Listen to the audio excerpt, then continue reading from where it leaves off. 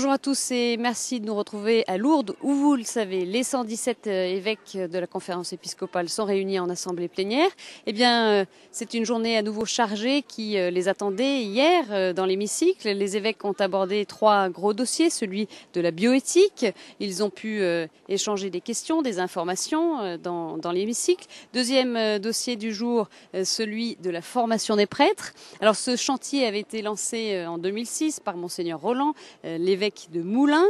Eh bien, il apparaît au terme de ces 2 ans de travaux que désormais ce seront donc les provinces ecclésiastiques qui vont décider un petit peu de la façon dont vont être aménagées ce que l'on appelle une année propédeutique, c'est-à-dire une année de formation qui précède l'entrée dans un séminaire. Eh bien, ces provinces vont donc décider de la façon dont cette année propédeutique va s'organiser. Troisième dossier, celui de l'enseignement catholique.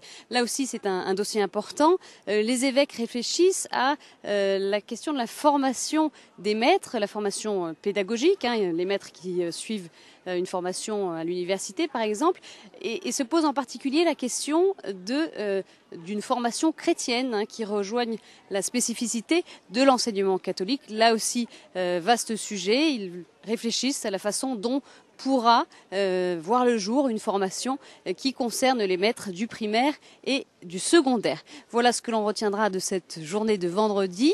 Aujourd'hui, samedi, 5e journée et avant-dernière journée de l'Assemblée plénière, eh bien, les évêques vont poursuivre leurs travaux sur cette formation des prêtres. Et puis, deuxième thème qui sera abordé aujourd'hui, celui des fondements du dialogue interreligieux. En marge de ces dossiers, les évêques poursuivent des votes qui concernent les différents dossiers de travail. Voilà, nous vous en dirons un petit peu plus dans un prochain flash d'information tout à l'heure.